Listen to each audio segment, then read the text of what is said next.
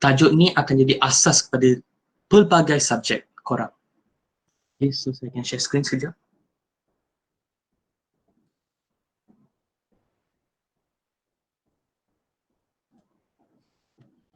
Assalamualaikum. Oh, maaf. Saya.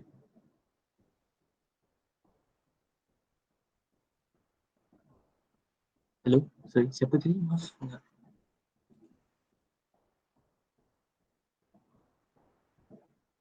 Okay, saya present macam ni.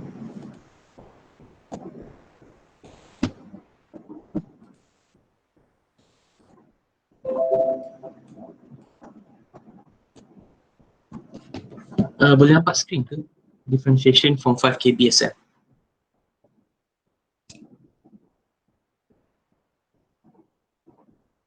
Boleh. Terima kasih. So, untuk mula dulu kita akan melihat differentiation ataupun pembezaan, tak salah saya dalam bahasa Melayu. So, siapakah cipta calculus? Pembezaan ataupun differentiation ni sebenarnya di bawah tajuk calculus. Calculus ni mempunyai dua pencipta. Pertama namanya Leibniz, yang kedua ialah Isaac Newton. Yang menariknya ialah mereka dua mengasaskan calculus tanpa bantuan daripada mana-mana pihak dan pada masa yang sama. So, mereka dua cipta benda yang sama pada masa yang sama juga. Something interesting lah untuk pengetahuan awam. So, apakah itu pembezaan, differentiation? Kita menggunakan differentiation kebiasaannya untuk mencari keturunan ataupun gradient. Kita boleh mengatakan bahawa untuk garis yang linear, bahawa keturunan adalah sama dengan beza dalam Y bahagi beza dalam X. So di sini saya akan letak bahawa M ada lebih kurang sama dengan beza dalam Y bagi beza dalam X. Perkara ini akan jadi tidak tepat apabila kita gunakan graf selain graf linear. Buat pengetahuan, graf linear ialah Y equals to MX plus C. Kita akan, okay, next slide dulu. Okay, apakah itu keturunan untuk ekuasi linear? Untuk graf yang linear ni kita akan guna secara biasa je. Dengan mudah kita boleh cari keturunan dia. Kita akan ambil beza Y bagi beza X. Y1 minus Y2 bagi X1 bagi X2. Itu adalah sama dengan keturunan M. Kalau kita ganti nilai di sini, kita tahu Y pertama sama dengan 10, Y kedua sama dengan 6, X pertama sama dengan 4, X kedua adalah sama dengan 2. Jadi bila korang tolak dan bahagi, korang akan dapat keturunan dia sama dengan 2. Ini adalah perkara pemudah. Sementara sambung ni kan, kalau apa-apa soalan, unmute dan tanya je, jangan risau. Ini sambung pada perkara yang lebih sukar sikit. Apa jadi pada graf? Kalau graf tu bukan graf linear, inilah graf kuadratik, X kuasa 2, tolak 2X campur 2. Apakah untuk dilakukan untuk mencari keturunan? Kita mahu mencari keturunan pada soalan ni lah 2.25. So untuk starting, untuk permulaan, kita boleh menggunakan konsep linearization. Iaitu kita anggap graf ni adalah satu graf linear. Dan pun kita gunakan kaedah yang sama, iaitu beza Y bagi beza X. Di sini saya memilih dua titik daripada graf tersebut, iaitu 22 dan 35. Menggunakan data ni, kalau kita masukkan dan ganti nilai dan bagi, kita akan dapat keturunan pada titik 2.25 adalah sama dengan 3. Ini pada pilihan 22 dan 35. Pada graf yang sama, pada titik yang sama juga, kalau kita ambil titik yang berbeza sikit, iaitu 2.25 dan titik pada 2.5, adakah jawapan keturunan dia adalah berbeza ataupun sama? Di sini kita akan lihat menggunakan konsep yang sama, Y1 tolak Y2 bagi X1 tolak X2 dapat keturunan. Kalau kita ganti nilai, kita mendapati tahu nilai dia berbeza. Kita dapat keturunan pada kali ini adalah 2.748. Kita cuba lagi sekali menggunakan titik yang lebih dekat. Kali ini kita guna 2.25 dan 2.3. Bila kita ganti nilai, kita dapat keturunan sebagai 2.54. Di sini kita dapatkan satu pemahaman kenapa benda ni boleh gunakan untuk linear saja dan tak boleh buat untuk graf berbeza. Untuk graf berbeza, kita gunakan keturunan yang berbeza pada titik-titik yang berbeza. Untuk kalau kita perasan tadi kan daripada slide ni dengan slide sebelumnya, Apabila kita menggunakan dua titik di mana beza dia adalah lebih kecil, kita akan menghampiri jawapan yang benar. Kita akan lihat apa jawapan dia benar dalam sekejap lagi. Di sini kita memahami beberapa konsep. Kita mahu mencari kecurunan dengan menggunakan dua titik yang jaraknya adalah seminimum yang boleh. So, apakah itu differentiation? Differentiation itu adalah hard limit, iaitu di mana benda ni, apa beza y dan beza x menghampiri kosong. Di sini kita akan diperkenalkan dalam satu ekuasi atau satu formula, iaitu lim h to 0, lim h approaching 0, f dalam kurungan x plus h tolak fungsi fx bahagi dengan x plus h tolak x, ataupun sama dengan fungsi x plus h tolak fungsi x bagi h. Inilah satu konsep yang ada kat buku teks korang dan korang biasa dah menggunakannya untuk memahami apakah itu differentiation. Pada slide seterusnya saya akan explain macam mana kita bentuknya formula ini. Di sini saya mengambil satu graf iaitu x kuasa 2 tolak x. Di sini kita memilih dua point secara random. Yang point pertama ialah 2, yang kedua ialah 2.1, 2.31. Bayangkanlah titik ini ialah titik x. Ini koordinat x. Dan sebabkan dia koordinat x, nilai y dia akan jadi fx. Lepas tu kita pilih koordinat kedua pula. Bayangkan line purple ni lah satu line yang bernilai h. So pada koordinat ni, kita buat apa ialah kita buat x campur h. Di mana nilai y pula akan jadi f x plus h. Sebabkan kita punya koordinat asal masuk dia x plus h. Di sini kita akan melihat satu perfahaman. Menggunakan ideologi yang pertama ialah y1 tolak y2 bagi x1 tolak x2.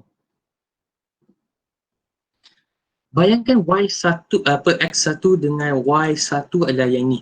Dalam perkara tersebut, kita akan boleh menulis formula ini balik sebagai f x plus h tolak fx. Maaf tulisan buruk sikit. Bahagi dengan x plus h tolak x. Perkara ini boleh dipermudahkan. So di sini kita akan lihat formula yang sama seperti di atas. Beza dia ialah kita mahu nilai h untuk menghampiri kosong. Sebab lebih kecil jarak tu, lebih tepat jawapan kita.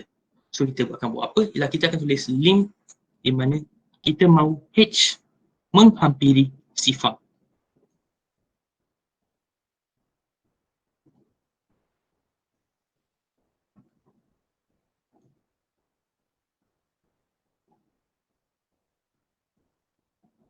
Dan disebabkan oleh perkara ini, kita mencipta formula tersebut. Formula yang dikatakan di atas. Okay, untuk sambungan dulu. Okay, kan tadi kita buat graf, kita cuba cara linearization. Kita pula menggunakan konsep kefahaman kita pasal had. Kita mengatakan bahawa lim h to 0 adalah lim h to 0 fx plus h tolak fx bagi h. Kita tahu fx kita adalah sama dengan x kuasa 2 tolak 2x campur 2.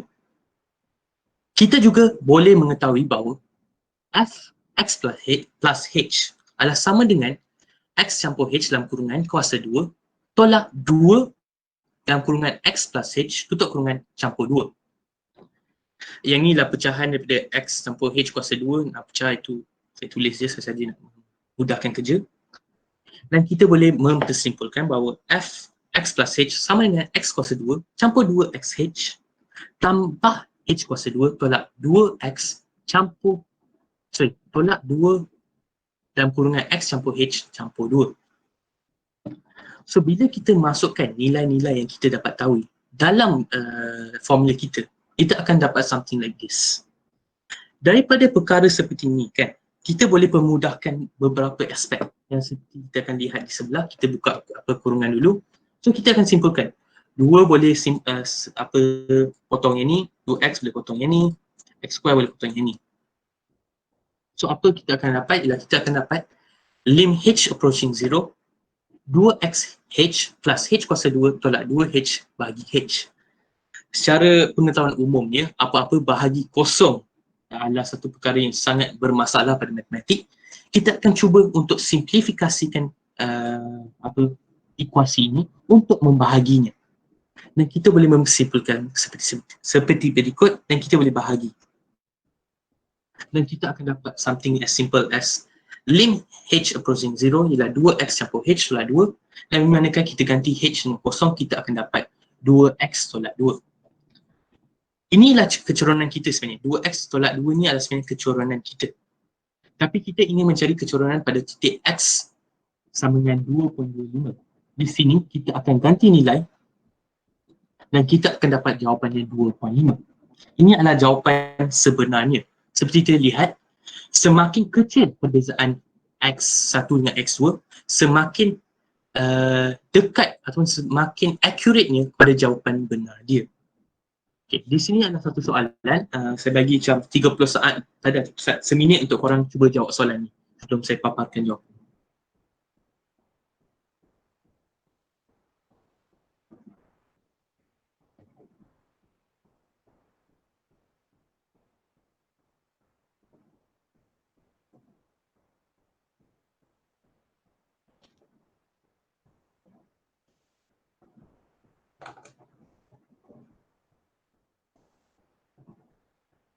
Kalau apa-apa tak faham ataupun macam nampak macam pelik ke macam salah, beritahu aku.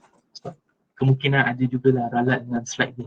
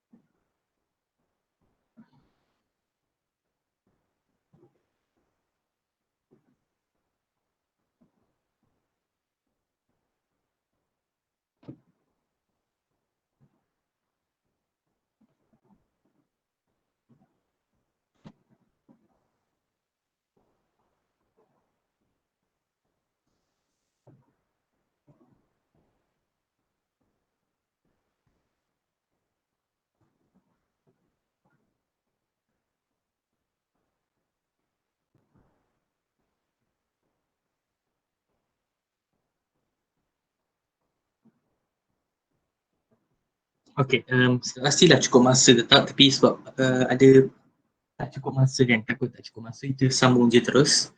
So kita buat apa? Dah kita tahu fx adalah sama dengan 5x kuasa 2. Lepas ni kita boleh dapati tahu di mana fx plus h adalah sama dengan 5 dalam kurungan x campur h kuasa 2. Yang ni lah apa perulangan, saya skip je itu.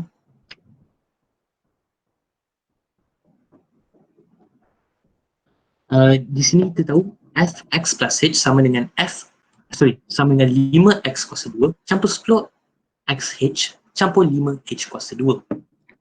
Mengetahui nilai fx plus h dan nilai fx, kita boleh ganti nilai saja dan kita akan mendapat something like this, iaitu lim h approaching 0, 5x kuasa 2 campur 10xh campur 5h kuasa 2 tolak 5x kuasa 2 bahagi h. Di sini kita boleh potong beberapa ekuasi, beberapa faktor macam ni, tulis tu, dan kita akan dapat 10xh campur 5h kuasa 2 bagi h. Di sini kita hanya mempermudahkan saja dan kita bahagi, dan kita akan mendapati bahawa kecoronan dia adalah 10x campur sifar, 10x saja. Jadi kita tahu di sini kecoronan dia sama dengan 10x.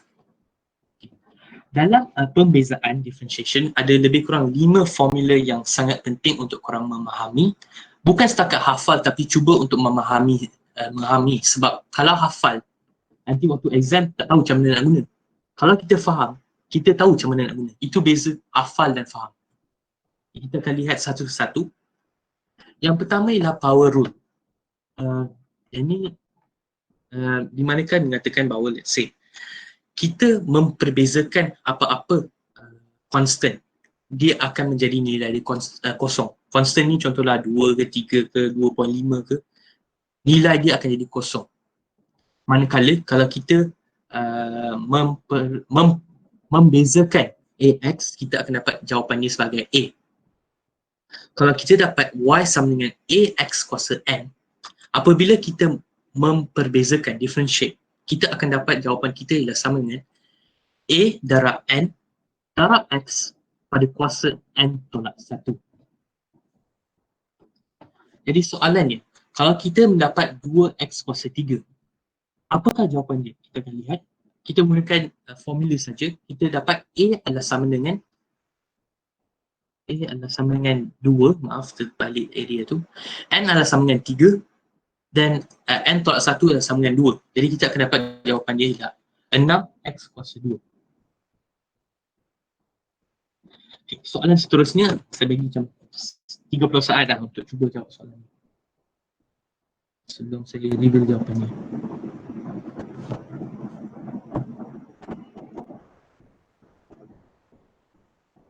Kalau apa-apa soalan, sila tanya je.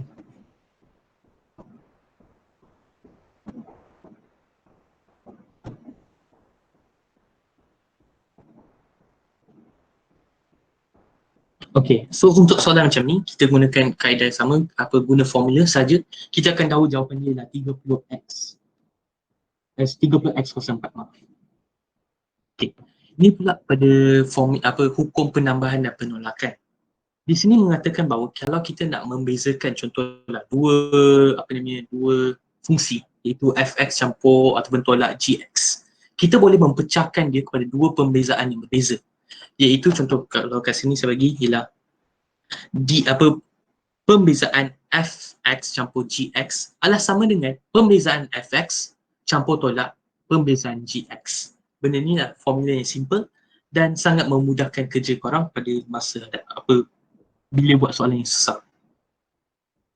So pada soalan 4x kuasa 2 campur 3x, kita boleh pecahkan untuk selesaikan 4x dahulu, 4x kuasa 2. 4x kuasa 2, bila kita memperbezakannya menggunakan formula power rule, kita akan dapat jawapan dia ialah 8x. Manakala 3x apabila diperbezakan, differentiate, kita akan dapat jawapannya sebagai 3. Dan kita akan tambah balik, kita akan dapat jawapannya ialah 8x campur 3. So lagi satu soalan, yang ni saya akan bagi korang buat dulu.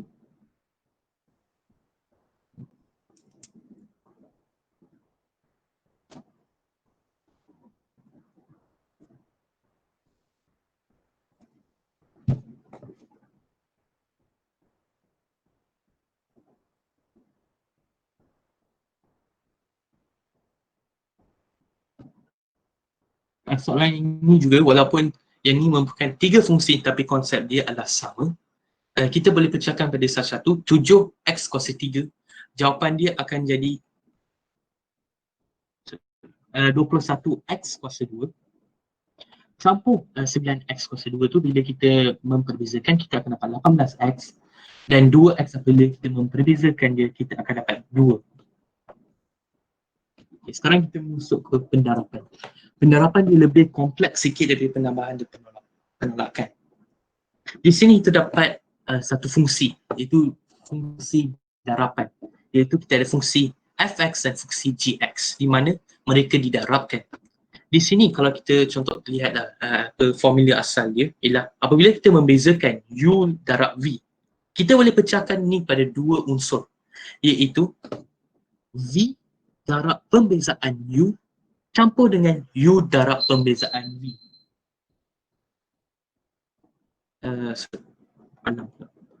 So kita lihat satu soalan. Kita dapat soalan 3x campur 1 dan x kuasa 2 tolak 1 didarabkan. Untuk buat soalan macam ni, kita harus tak mengenal pasti yang mana satu U, yang mana satu V. Lepas tu mencari pembezaan U pada X dan pembezaan V terhadap X. Untuk yang ni saya meletakkan U adalah sama dengan 3X yang 1, di manakala V saya letakkan tu sama dengan X kuasa 2 tolak 1. Pembezaan U ialah sama dengan 3 menggunakan hukum power rule yang kita belajar tadi, dan pembezaan untuk V pula akan jadi 2X. Sekarang kita mempunyai semua elemen yang kita tahu, kita haruslah ganti nilai saja dengan formula dan kita akan dapat something like this. X kuasa 2 tolak 1 darab 3 campur dengan 3X tambah 1 darab 2X. Apabila kita simplify perkara ini, bila kita simplify perkara ini, kita akan dapat 3X kuasa 2 tolak 3 campur 6X kuasa 2 campur 2X. Di sini kita boleh memudahkan dia lagi untuk menjadi 9X kuasa 2 campur 2X tolak 3. Ini untuk pendarapan. Saya ada bagi satu soalan, bagi lebih kurang 2 minit untuk cuba jawab soalan.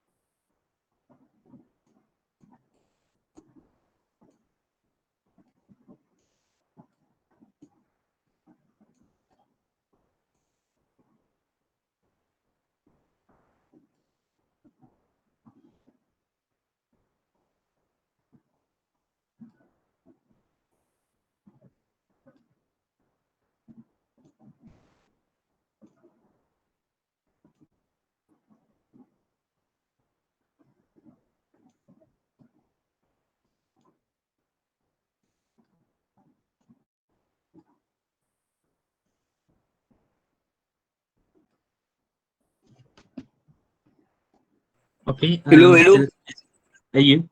Yes. Hello. Okay, sambung. Alright.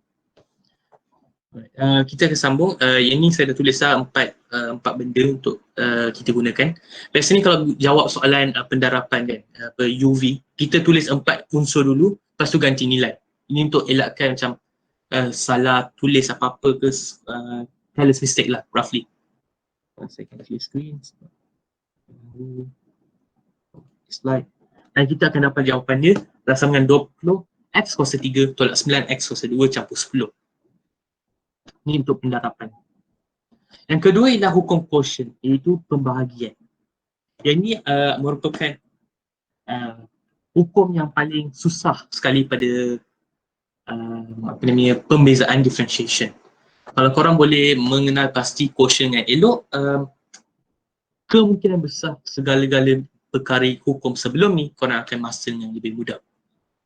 So, di mana kita akan lihat apabila kita memperbezakan contoh dua fungsi yang dibahagikan, contoh fungsi U dengan fungsi V, kita akan dapat satu perkara yang menarik, iaitu kita akan dapat pembezaan U bahagi V adalah sama dengan V darab pembezaan U terhadap X tolak U darab pembezaan V terhadap X, segala perkara tersebut dibahagikan dengan V kuasa 2.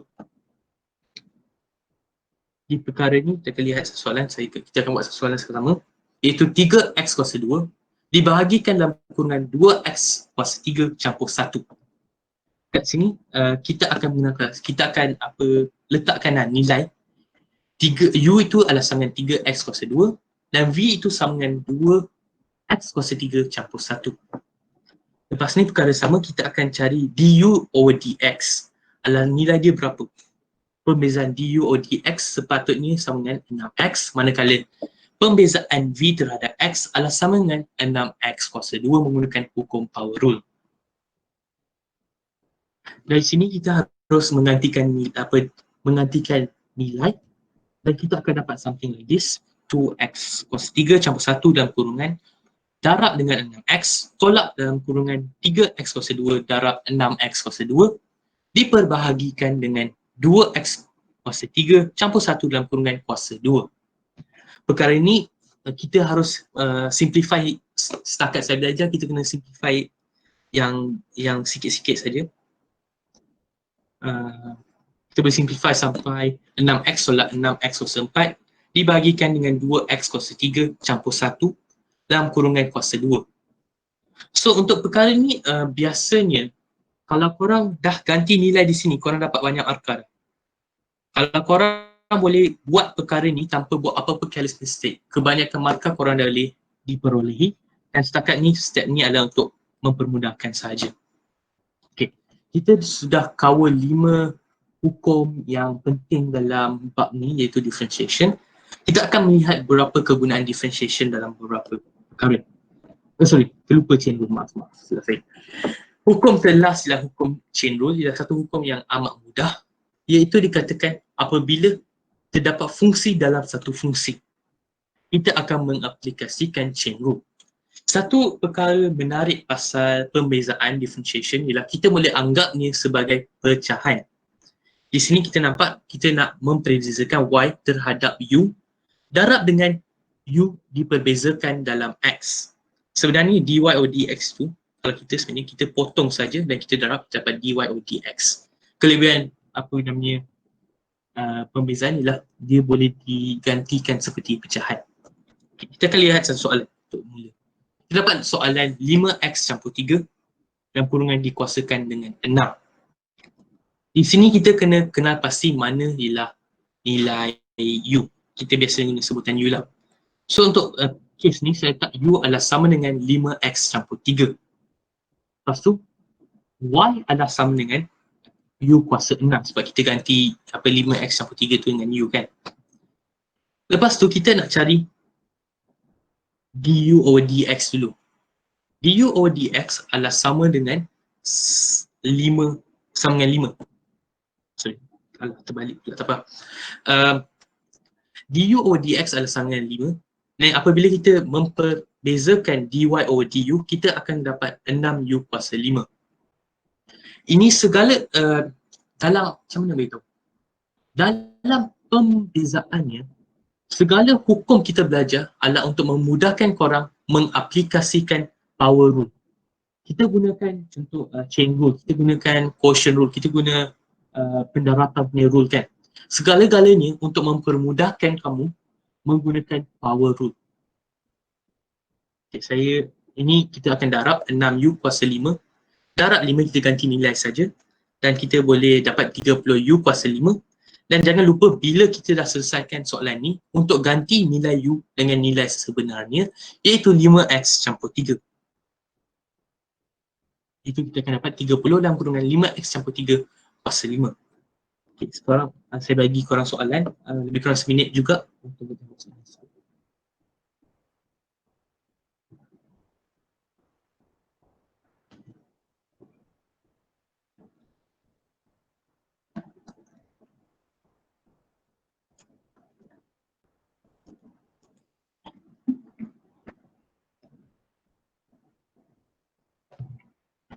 Untuk ini saya tulislah u sama dengan 2x kuasa 2 campur 3.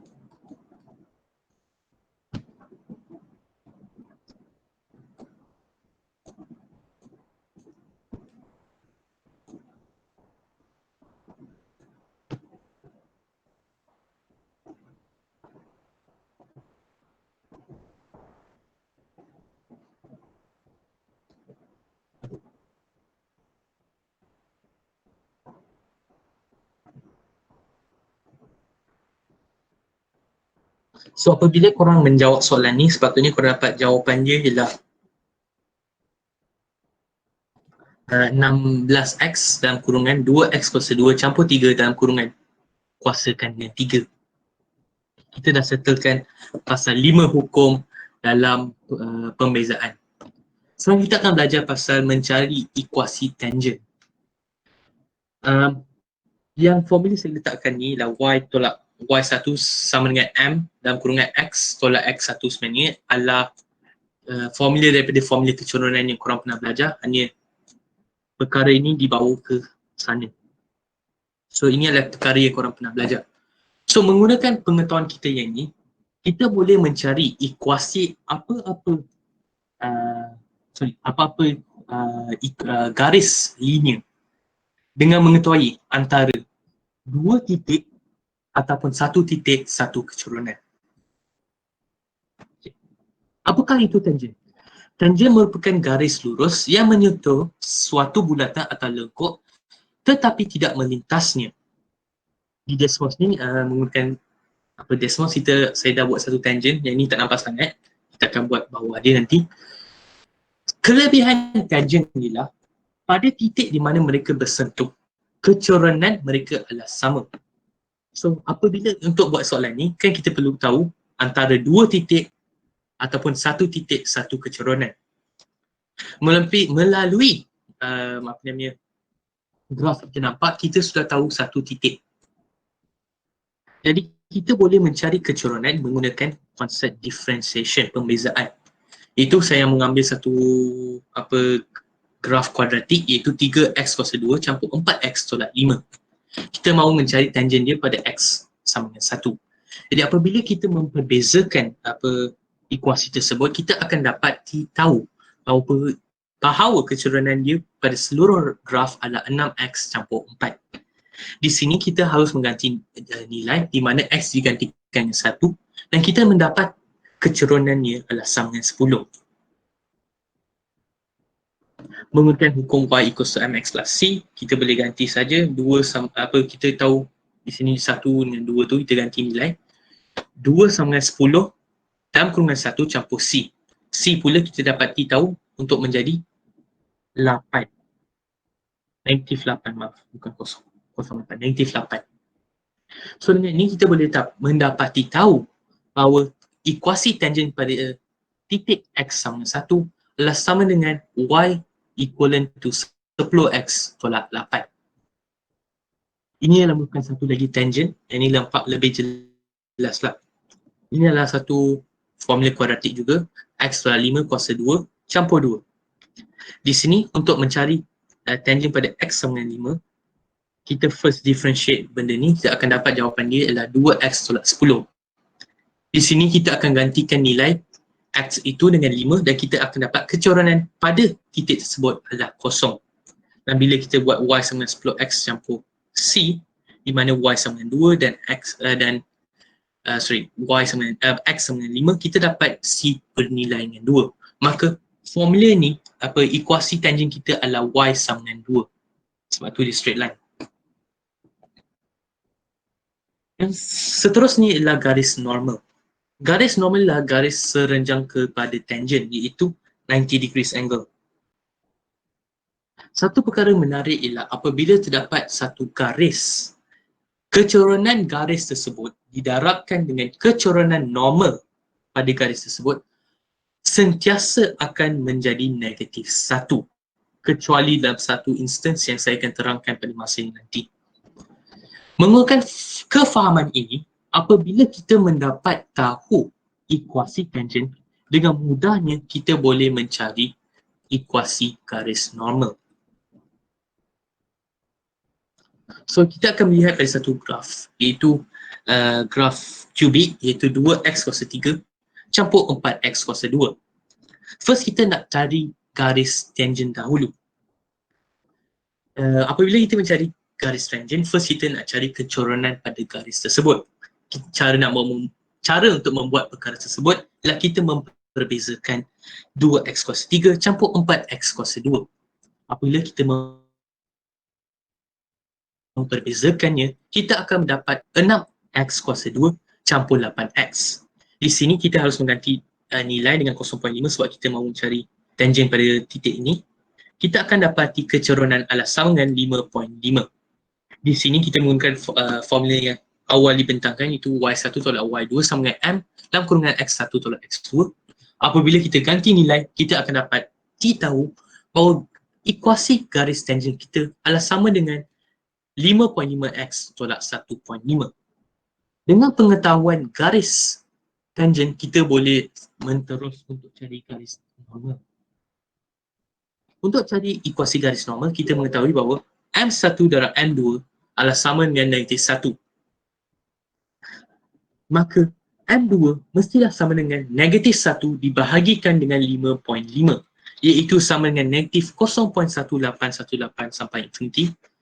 Dan apabila kita gantikan nilai gunakan formula yang asal, kita ganti diri, ganti nilai, kita akan dapat bahawa garis normal kita punya ekuasi adalah sama dengan negatif 0.1818x campur 0.090909 campur 1.25. Ini merupakan ekuasi garis normal kita. Okay. So, sebelum sambung pada soalan lain, saya akan bagi korang contoh 3 ke 4 minit untuk cuba jawab soalan ni, iaitu mencari ekuasi tangent dan ekuasi normal.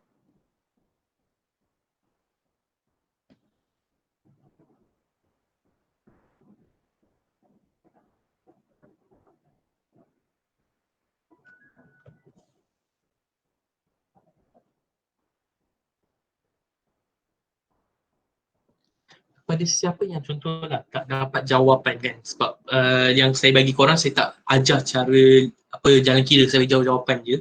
So contohnya lah, kalau jawapan korang tak sama dengan jawapan dipaparkan, bawah nanti bila habis 2 tajuk ni, saya akan bagi saya punya email address dan nombor IG. Korang boleh contact saya dan I will explain di manakah kamu salah ataupun apa yang korang salah faham. Dan contohlah korang perlu macam tutor untuk free ke apa-apa, boleh contact saya melalui sana, saya akan mengajar untuk free jika I'm available lah.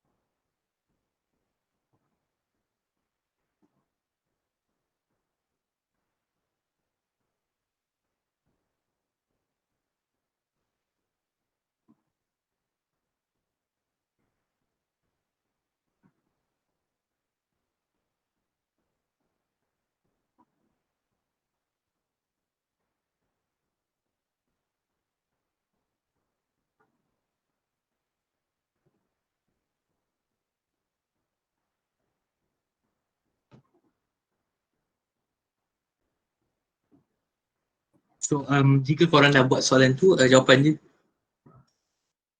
tangent adalah sambungan negatif X dibahagikan 18 campur 4/9 dan garis normal adalah 18X tolak dengan 107 dibahagikan 3.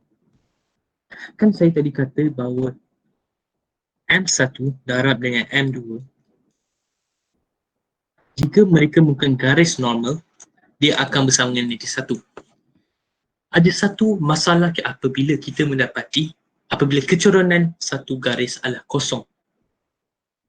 Apabila contoh kita letak M1 itu kosong, maka kosong darab M2 adalah sama dengan negatif 1. Maka M2 adalah sama dengan negatif 1 bahagi sifar.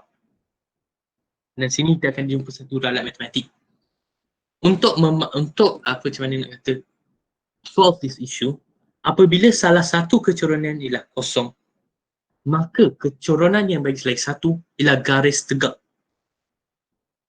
Contoh kalau ini straight line, maka kecoronan lagi satu garis ialah macam ni, dia straight line. So yang contoh M1 adalah sama dengan 2 kan. 1 sama dengan 2. M1 punya kecoronan adalah sama dengan Y sama dengan 2. Maka M2 punya kecoronan adalah sama dengan X sama dengan contoh let's say 5 example. So ini je satu kata isu apabila kita menjumpai M1 darab M2 sama dengan negatif 1. Selain tu segala nombor yang lain akan berfungsi cara biasa. Okay. Kita sambung untuk membincangkan pasal titik maksimum dan minimum point. Dan beberapa graf dia depending pada graf. Kita akan kita akan jumpa titik maksimum ataupun titik minimum, atau dalam beberapa senario kita tak akan jumpa langsung. Akan ada graf yang akan ada contoh 3 titik maksimum dan 0 titik minimum. Dia akan berbeza mengikutkan ekuasi garis tersebut. Di sini saya letak satu kubik punya ekuasi dan inilah titik maksimum, inilah titik minimum. So persoalannya, macam mana nak cari titik maksimum dan titik minimum? First kita boleh differentiate satu ekuasi. Differentiate satu ekuasi dan samakan dia dengan kosong.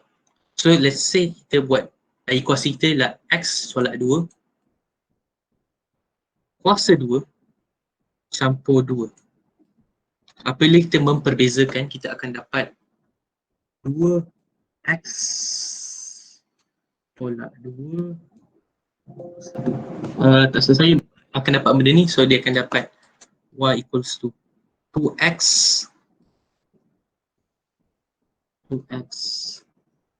minus 2. Sekejap,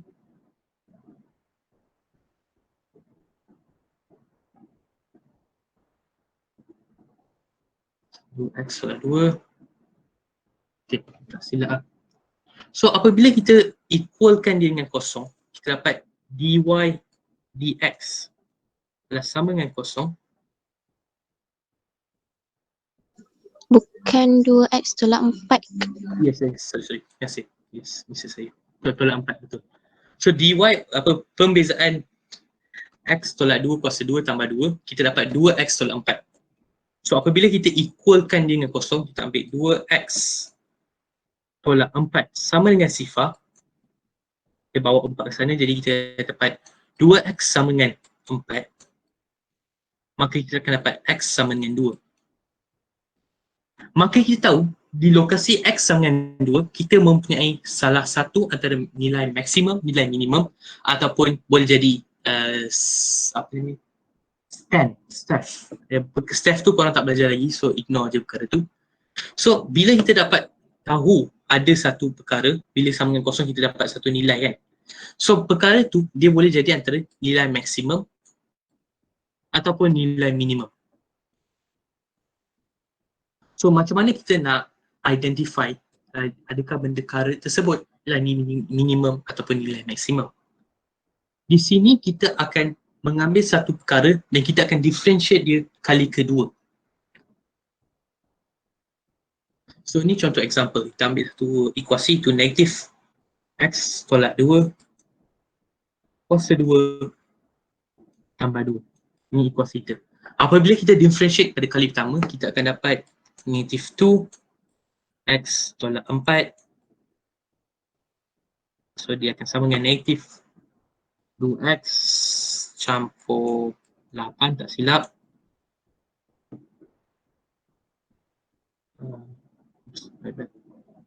Nak simak je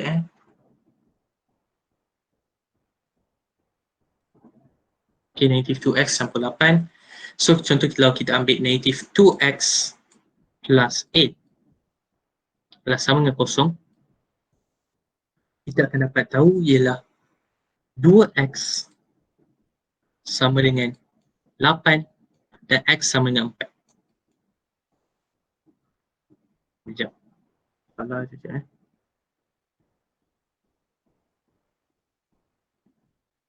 Ni asal 2 patutlah. Ni 2, sorry. X tolak 2, yang ni akan jadi tambah 4. Di sini akan jadi tambah 4, maaf. 4. Maka x akan sama dengan 2. Apabila x sama dengan 2, kita mengetahui bahawa kita ada satu nilai maksimum ataupun nilai minimum. Untuk mengetahui adakah itu nilai maksimum atau nilai minimum, kita akan ambil nilai differentiated yang kali pertama, iaitu negatif 2x campur 4. Dan kita akan differentiate ni pada kali kedua. Apabila kita differentiate ni pada kali kedua, kita akan dapat jawapan dia sebagai negatif 2. Untuk mengetahui ada garis tu adalah garis maksimum, titik tu adalah titik maksimum ataupun titik minimum, kita tengok pada differentiated kali kedua. Kalau nilai tu adalah lebih kurang daripada sifar, maka itulah titik maksimum. Mesti ada orang akan tertanya lah, kenapa negatif tiba jadi nilai maksimum? So something interesting kita boleh tahu. Kecerunan di sini adalah lebih tinggi daripada kecerunan di sini. Kecerunan di sini adalah lebih kecerunan di sini adalah lebih tinggi dari kecerunan di sini. Kecerunan di sini adalah lebih tinggi daripada kecerunan di sini. Maka kalau kita nampak macam graf ni, kecurunannya berkurang. So sambung berkurang.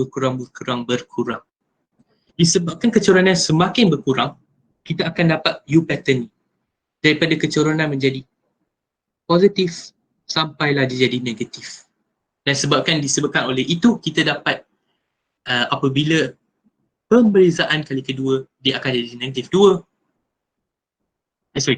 Apabila pembezaan kali kedua, pada nilai titik maksimum, dia akan jadi negatif. Untuk titik minimum, konsep dia sama. Kita akan differentiate perkara tersebut untuk kali kedua untuk mengenal pasti adakah titik tersebut adalah titik positif ataupun titik negatif. Kalau dia positif, maka titik itulah titik minimum. Kalau dia negatif, dia adalah titik maksimum.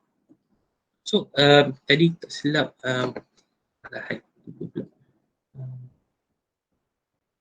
X buat 2x tolak 4. 2x tolak 4 bila differentiate kali pertama. Kalau kita differentiate kali kedua, kita akan dapat 2x tolak 4, kita akan dapat 2. Kalau kita differentiate kali kedua, kita dapat 2. Dan sebabkan dia 2, dia jadi nilai minimum. Sama konsep. Sebab apa dia nilai minimum, dia pembezaan dia kali kedua akan jadi positif adalah disebabkan kalau kita lihat dia semakin tambah, kecurunannya semakin tambah sampai semakin tambah. Di titik ni dia menjadi sifar. Titik ni dia jadi sifar, di sini dia kat negatif dan di sini dia berubah jadi positif balik.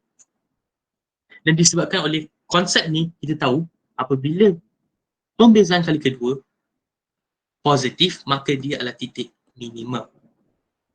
Di sini ada satu soalan, saya akan bagi macam 5 minit macam tu. Kerja korang ialah cuba mencari ada berapa titik maksimum, berapa titik minimum yang wujud dalam graf tersebut.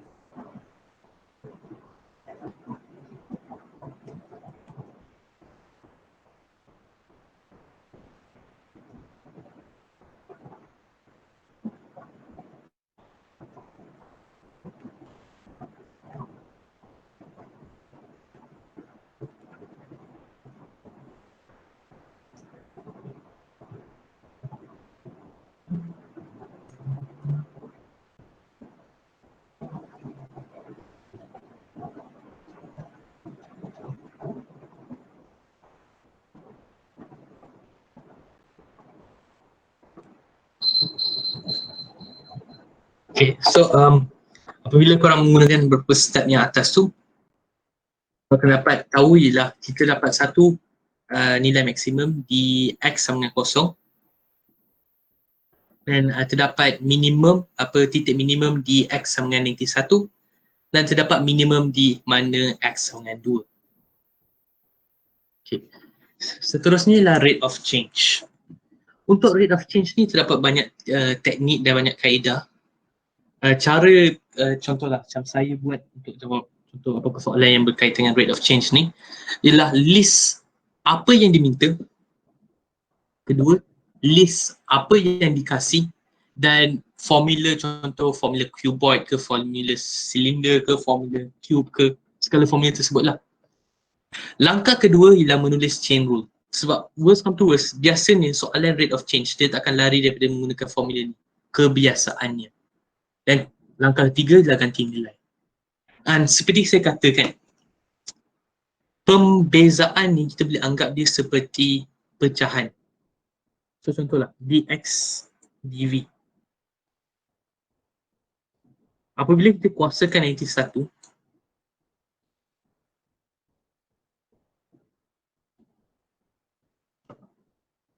sama kuasa negatif 1, dia akan jadi d dv dx. apabila dikoskan jadi satu. Di sini apa berlaku ialah contoh kan, dx dv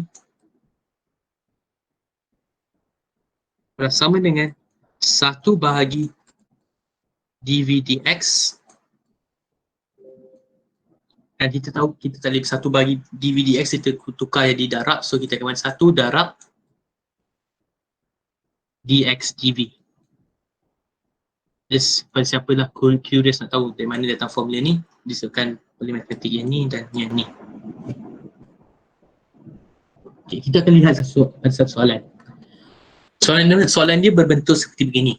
Isi padu sebuah bongkah logam berbentuk kubus bertambah dengan kadar 12.15 cm kubik per minit. Jika sisi bongkah logam itu ialah x cm, cari kadar perubahan x pada ketika x sama dengan 9 cm. So dia minta cari kadar perubahan x. So dari sini kita boleh tahu diorang nak roughly dx over dt. Ni apa yang diorang minta roughly. Dia ingin cari dx dt. Kita tahu dv over dt, so dia kata isi padu sebuah bongkah logam bertambah pada kadar 12.15 cm. Kita tahu dv over dt adalah sama dengan 12.15 cm kuasa 3. Kita tahu formula isi padu kubus adalah sama dengan sisi darab sisi ataupun sama dengan x kuasa 3. So volume adalah sama dengan x kuasa 3. Kita boleh membezakan V terhadap X, iaitu kita akan dapat 3X kuasa 2. So kita dah tahu dV over dt, kita tahu dV over dx. Kita mahu dx over dt. So kita akan tulis lah dx over dt sama dengan, kita tahu dV over dt kan. So dV over dt.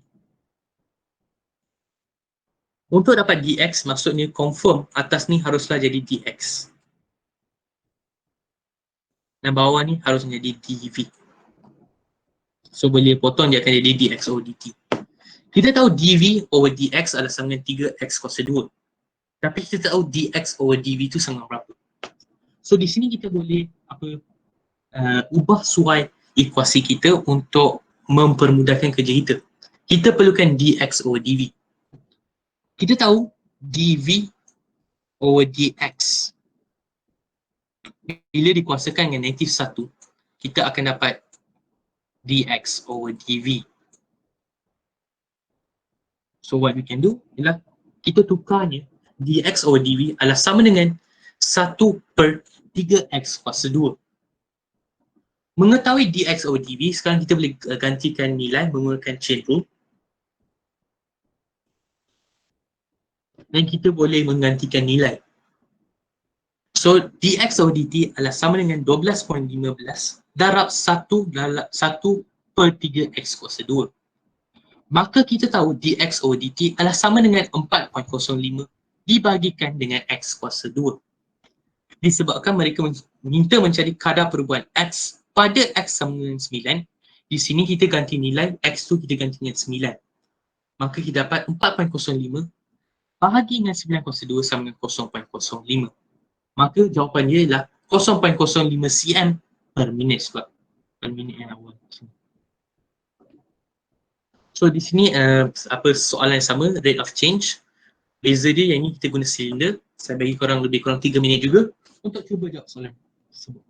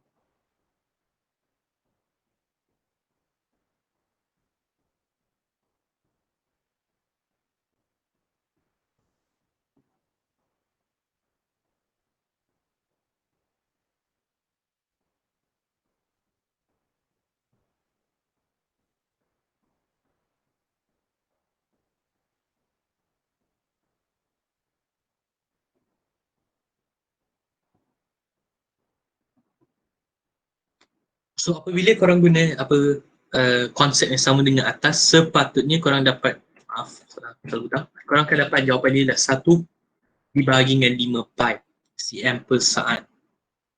So seperti dikatakan, kalau salah nanti saya akan bagi my contact info. Kalau apa-apa boleh je contact untuk dapat jawapan, macam mana dapat jawapan, dan kalau apa-apa penerangan lebih boleh contact saya. Kita sambung kepada topik seterusnya. The small change and approximation. Pada awal-awal kita mengatakan bahawa dy over beza y dan over beza x ni dia menghampiri dy over dx. Sebab lebih kecil beza y dan beza x, lebih macam mana kata, lebih tepat nilai dia. So pada konsep ini kita akan guna approximation, di mana kita akan anggap bahawa perbezaan dy over dx ni adalah kecil sangat sampai dia tak affect sangat jawapan kita. So untuk mencari soalan macam ni, dia kata y sama dengan 2x kuasa 4 tolak 3x kuasa 2 tolak 2. Dia minta cari tokokkan dalam y apabila x berubah daripada 1 pada 1.03, maaf. So pada soalan ini, first kita kena cari nilai dy over dx dulu. Di sini kita haruslah memperbezakan menggunakan konsep yang kita belajar sebelum ni. Dan kita akan dapat tahu dy over dx adalah sama dengan 8x kuasa 3 tolak 6x. Mengetahui maklumat tersebut, kita boleh sambung dan kita boleh tukarkan nilai. Kita menggantikan nilai x itu pada 1 sebab di sini mengatakan pada 1 kan. Dan kita dapat keceronan dia adalah sama dengan 2. Step kedua ialah mencari dx. Beza x adalah sama dengan 1.03 tolak 1, iaitu sama dengan 0.03. Bila sekarang kita tahu beza y over 0.03 adalah sama dengan 2, sekarang kita setakat harus membawa sini ke sini arahnya. Dan apabila kita bawa ke sebelah, kita tahu tokokkan y adalah sama dengan 0.06. Dan soalan-soalan yang small change and approximation ni, apa korang kena berhati-hati lah apabila first time korang derivate soalan ni.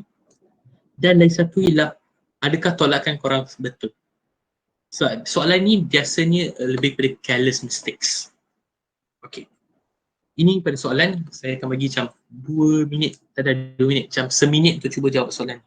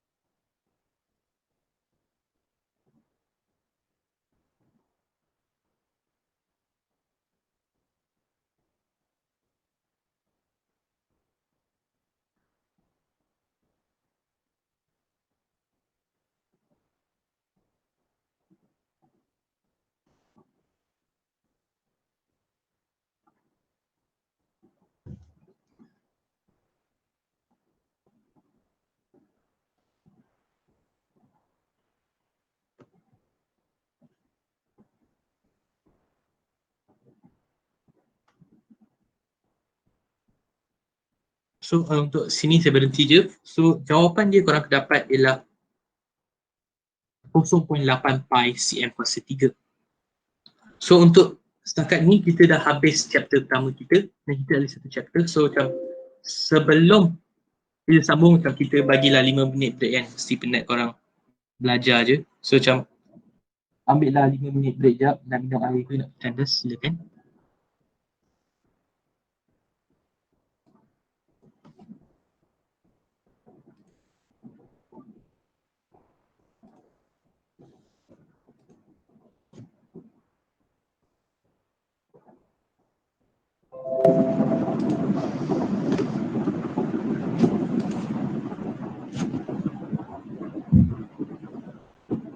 So sementara tunggu yang lain, ada siapa ada soalan ke apa-apa ke?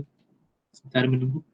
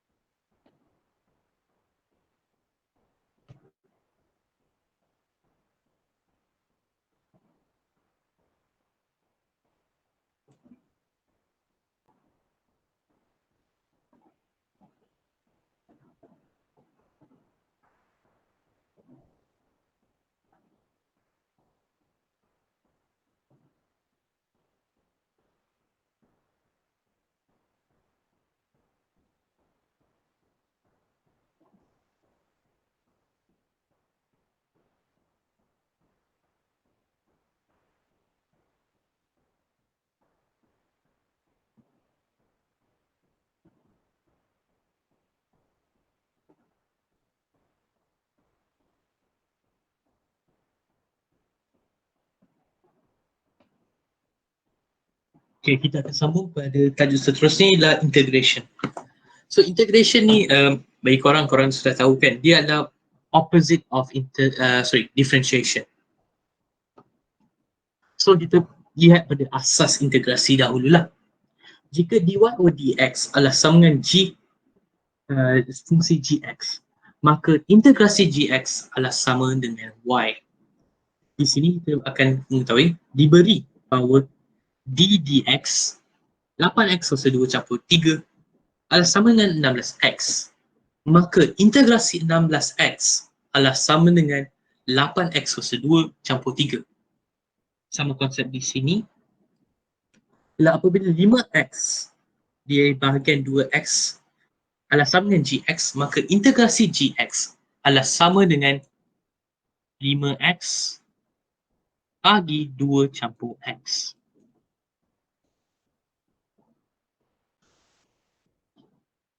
So, integrasi ni kita boleh pecah pada dua bahagian. Yang pertama ialah indefinite integrals, yang kedua ialah definite integrals. Apabila kita buat soalan indefinite integrals, perkara yang asyik pelajar lupa ialah gambar C ini. Bila korang menggunakan indefinite integral, jangan lupa untuk campur C. So, terdapat beberapa hukum yang korang kena tahu roughly. So kita akan lihat pada rule pertama, hukum constant. Dia mengatakan bahawa apabila kita integrasikan apa-apa constant, kita akan dapat AX plus C. Jadi dalam C kat sini. Kalau kita integrasikan AX to the power of N, kita akan dapat, kita boleh bawa A ni ke sebelah. Sebab dia constant, kita boleh bawa ke sebelah. Dia akan jadi A integral X to the power of N.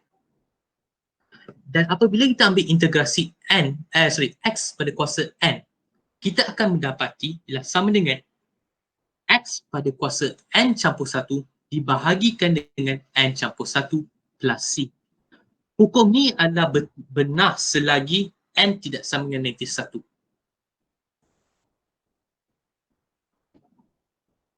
So terdapat 3 soalan. Yang soalan pertama ialah X kuasa 2. So X kuasa 2, kita mahu cari integrasi nilai dia. Kita buat formula, kita ikut formula. So X kuasa 2 integral adalah sama dengan X 2 campur 1 bagi 2 campur 1 sama dengan X kuasa 3 bahagi 3 plus C. Saya lupa plus C. Jangan lupa untuk plus C.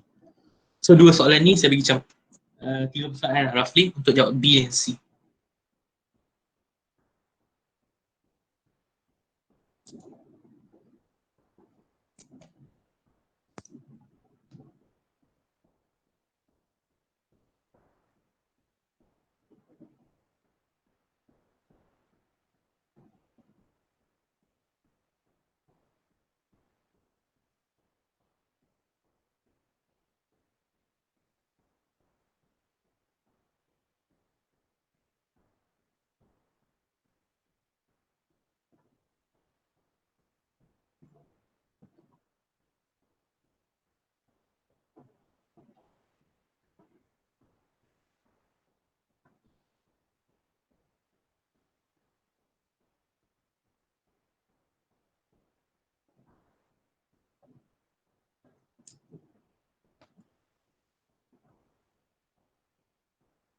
So untuk soalan B, kita dapat jawapan dia ialah 4x kuasa 6 bahagi dengan 3 plus C, dan daripada yang C pula dipanjang sikit sebab kita tukarkan 8x kuasa 3 tu.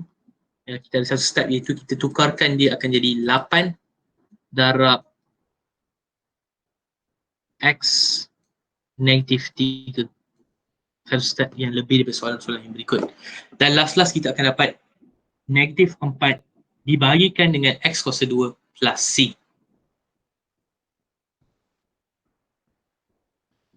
So untuk integrasi juga ada penambahan dan penolakan.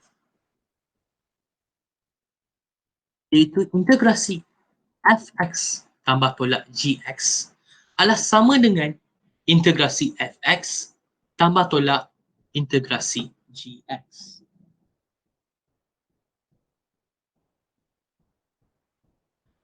So kita akan lihat pada satu soalan. Kita dapat soalan iaitu integrasikan 3x kuasa 2 campur 5x tolak 2 adalah sama dengan apabila kita pecahkan, kita akan pecahkan kepada integrasi 3x kuasa 2 campur integrasi 5x tolak integrasi 2. So apabila kita buat benda ni step by step, kita akan dapat ialah kita akan dapat 3x pada kuasa 2 campur 1 dibagikan dengan 2 tambah 1 campur 5x dikuasakan dengan 1 campur 1 dibagikan 1 campur 1 tolak 2 kuasa 0 tambah 1 dibagikan dengan 0 campur 1 plus C. Di sini kita mempermudahkan, kita akan dapat 3x cube bahagi 3 campur 5x kuasa 2 bahagi 2 tolak 2x campur C, dan kita boleh ringkaskan perkara ini lagi dengan memotong perkara ini. Kita akan dapat x kuasa 3 campur 5x kuasa 2 bahagi 2 tolak 2x tambah C. Ini untuk integrasi penambahan dan penolakan. Yang ni adalah lebih rumus apabila kita harus integrasikan soalan-soalan yang berbentuk seperti begini. So apabila kita integrasikan, contohlah dalam kurungan AX campur B tutup kurungan kuasa N, dia adalah sama dengan dalam kurungan AX campur B tutup kurungan N tambah 1 dikuasakan dengan N tambah 1 dibagikan dengan A dalam kurungan N tambah 1 plus C pada hujungnya. So kita lihat pada soalan. Kita mendapat satu soalan di mana 3x tolak 1 dalam kurungan dikuasakan dengan 4. So kita boleh menjawabnya menggunakan formula kita. Iaitu dia sama dengan 3x tolak 1 dalam kurungan dikuasakan dengan 4 tambah 1 dibahagikan dengan 3 dalam kurungan 4 tambah 1 plus C. Kita boleh simplifikan dia menjadi dalam kurungan 3x solat 1 kuasa 5 diperbahagikan dengan 15. Okay. So, saya bagi korang satu soalan. Saya bagi roughly 2 minit untuk jawab.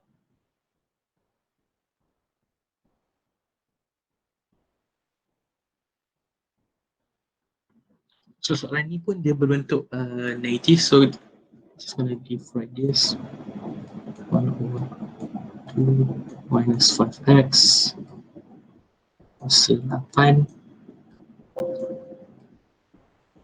plus sama dengan 2 tolak 5 x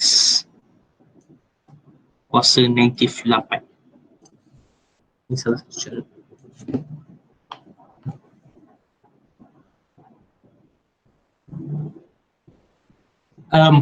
Korang juga akan belajar cara menggunakan substitution U. So macam kalau tak nak guna formula ni, boleh je guna substitution U, which I will show the next slide.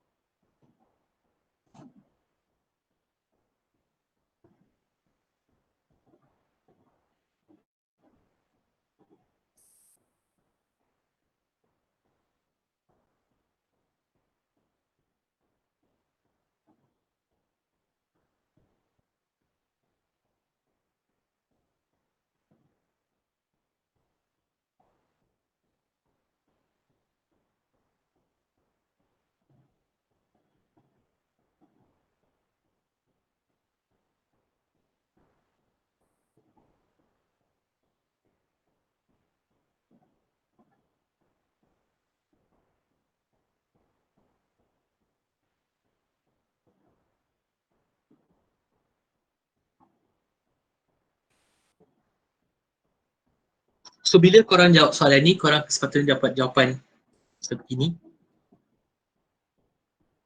So di apa berlaku? Kita tukarkan daripada 1 dibahagikan 2 tolak 5x dalam kurungan kuasa 8. Ditukarkan daripada negatif 8. Lepas tu kita guna formula yang atas, kita akan dapat 1 dibahagikan dengan 35 dalam kurungan 2 tolak 5x kuasa 7 plus C. So kita boleh menggunakan kaedah. So untuk soalan yang atas, kita boleh menggunakan kaedah substitution by U. So kita tengok soalan pertama. Itu integral of 3x minus 1 dalam kurungan kuasa 4. So untuk soalan ni, bila kita guna substitution by U, kita kena berhemah memilih apakah nilai U kita. So for this soalan, kita boleh letak U sebagai 3x tolak 1. Lepas tu kita boleh mencari pembezaan du dx. Itu sama dengan 3. Kita tahu bila kita bawa benda ni ke atas dan benda ni ke bawah, kita akan dapat dx adalah sama dengan du bahagi 3. Dan kita boleh ubah soalan. Kita tahu ubah soalan jadi integrasi u kuasa 4 dx adalah sama dengan integrasi u kuasa 4 darab, sebab dx kan kita gantikan perkara ni, du bahagi 3. Kita boleh bawa 3 ni sebab dia adalah constant keluar daripada integrasi. So dia akan jadi 1/3 integral u kuasa 4. Dan apabila kita gunakan perkara ni, kita boleh guna yang power rule awal tu untuk simplifikasikan perkara ni. Kita akan dapat u kuasa 5 dibahagikan dengan 15. Apabila guna substitution by u, jangan lupa untuk ganti balik. Dan dia akan jadi 3x tolak 1 dalam kurungan kuasa 5 bahagi 15. So ini soalan untuk korang buat. Seperti biasa 2 minit untuk korang cuba. Dan kalau ada apa-apa soalan, silakan tanya.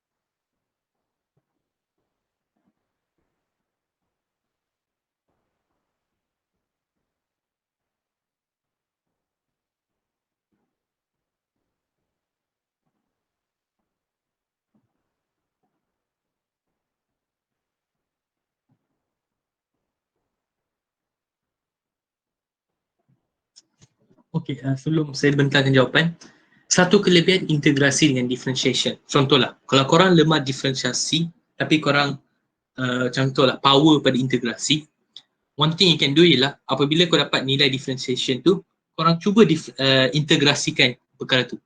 Adakah korang akan dapat sebutan yang sama? Same goes to this. Contohlah, kalau integrasi kamu lemah tapi differentiation korang tinggi, contohlah kemahiran, apabila korang dah integrate something, cuba differentiate perkara tu. Adakah dia sama dengan sebutan asal? So, perkara ni sebenarnya kita boleh guna untuk semak balik jawapan kita. Dan untuk soalan tu, jawapan dia adalah something like this.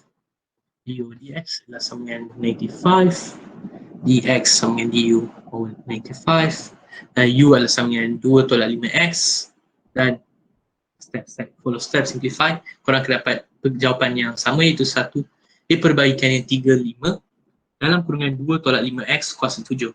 So if you realize, jadi kita guna soalan yang sama juga dan kita dapat jawapan yang sama juga menggunakan dua kaedah berbeza. So this is up to you, which one is yang mana lebih menyuaikan diri dengan korang, yang mana lagi mudah untuk korang.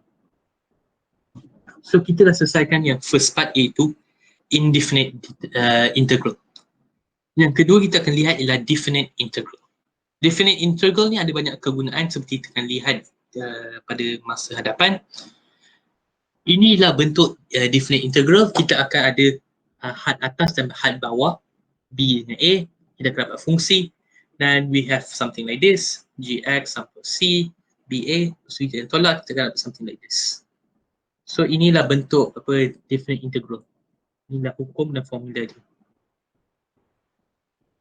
So sebelum kita buat apa-apa, lihat beberapa soalan. Ada beberapa contohnya perkara menarik orang boleh guna untuk memahami. Contoh sebagai b atasan dan a sebagai bawahan, fx dx adalah sama dengan negatif integral a atasan b bawahan fx dx. So kalau korang nak tukar perkara ni, korang boleh tukar dengan dengan janjinya korang letak negatif ke depan. Walaupun dia definite integral, kita boleh membawa constant ke hadapan juga seperti biasa. Dan konsep dia ialah, contoh kalau kita dapat b ni kita letak contoh sebagai 2, a letak sebagai 1 dan c letak sebagai 3. Ya, apa ni? 1, ni 2, kita letak c sebagai 3.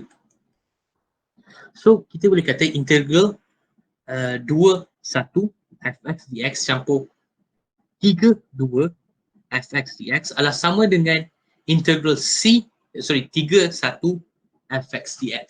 So tiga perkara ni adalah satu rumus yang boleh mempermudahkan apabila menjawab soalan. So kita akan lihat soalan pertama, iaitu integral 2, negatif 2 fungsi x kuasa 2 tambah x tolak 6. So di sini first kita harus integrate seperti biasa. Apabila kita pecahkan, kita integrate, kita akan dapat x kuasa 3 bahagi 3 campur x kuasa 2 bahagi 2 tolak 6x dengan 2 negatif 2. Di sini kita harus masukkan nilai. Untuk yang pertama, bahagian pertama, letak nilai atas ni. So dia akan jadi 2 kuasa 3 bahagi 3 tambah 2 dalam kurungan kuasa 2 bahagi 2 tolak 6 dalam kurungan 2 tolak had bawah pula digantikan dengan nilai x, iaitu negatif 2 kuasa 3 bahagi 3 campur negatif 2 kuasa 2 bahagi 2 tolak 6 dalam kurungan negatif 2. Bila korang mempermudahkan, korang akan dapat something like this. Dan bila mempermudahkan lagi, korang akan dapat negatif 18, 2 per 3. So di sini apa benda yang korang kena berhati-hati ialah menggantikan nilai. Jangan salah gantikan nilai atau jangan confuse. Kalau boleh jarakkan so korang takkan confuse mana satu yang mana satu. So ini lagi satu soalan, saya bagi lebih kurang 2 minit juga untuk cuba buat. 3 minit lah, cuba buat.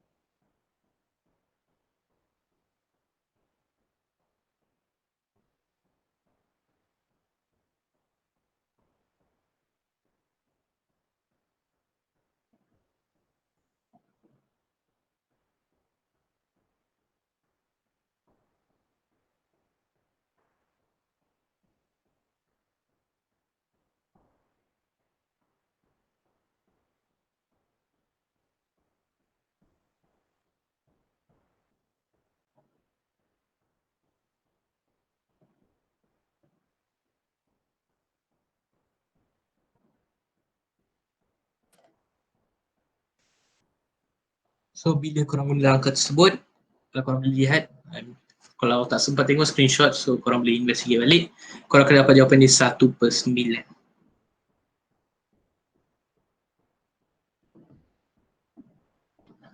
So, apakah fungsi definite integral? Antara fungsi definite integral adalah untuk mencari luas bawah graf.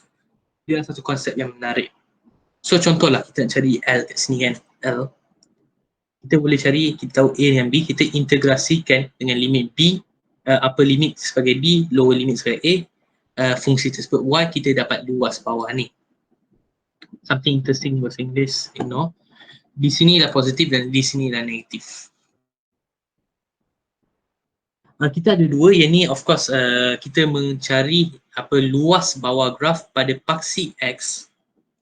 Yang ni pula bezanya ialah kita mencari luas graf berdasarkan paksi Y. Ini dia berbeza, formula dia berbeza sikit. Yang ni kita fungsi Y dengan dx, ini ialah fungsi X dengan dy. Sama di kat sini negatif, kalau di sini dia akan jadi positif.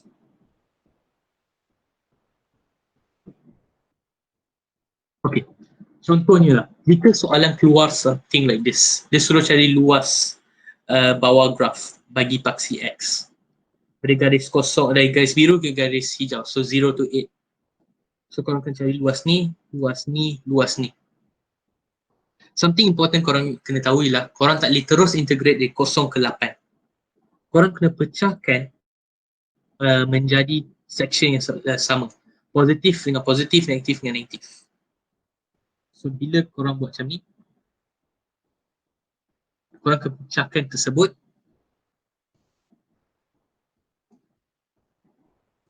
Pecahkan pada positif, negatif pada negatif. So here's positive area, this is negative, this is positive. So korang kena buat integrasi sebanyak 3 kali, one for this part, yang ni untuk second, yang ni untuk third, lepas tu tambah semua ni. Korang boleh terus direct, korang kena pecahkan. So soalan, first kita mula dengan soalan mudah sikit, iaitu luas bawah curve untuk luas bawah graf manakala fungsi dia ialah x kuasa 2 campur 2, di mana upper limit dia ialah 4 dan limit bawah dia ialah 1. So macam mana nak buat soalan ni? First kita perlu mengetahui apa upper limit, apa bawah limit. Kita tahu ini upper limit kita, this is upper limit, this is lower limit, kita tahu fungsi. So sekarang kita harus integrasikan dia. So kita first tulis bentuk soalan. Dari sini kita harus integrate dia, kita boleh integrate, dia akan jadi x kuasa 3 bahagi 3 campur 2x, upper limit dia 4, lower limit dia 1. Dan kita ganti nilai dalam pembentuk formula asal kita. Bila kita simplifykannya, kita akan dapat 29.33 tolak 2.33 sama dengan 27. So basically, benda ni adalah sama dengan definite integral. Salah satu fungsi definite integral adalah untuk mencari luas bawah graf. Okay, kita mula pada soalan lebih susah. I'm going to give you like 1 minute head start sebelum saya terangkan soalan yang lebih detail. Nanti silakan untuk cuba. Misalnya I'll explain sebab dia susah sikit. Tapi konsep dia adalah sama. So kita ada dua graf, I'll just explain a bit. Ada dua graf. Kita ada graf pertama iaitu y sama dengan x tambah 9. Dan kita ada graf kedua, ialah graf kuadratik, iaitu x tolak 3 kuasa 2.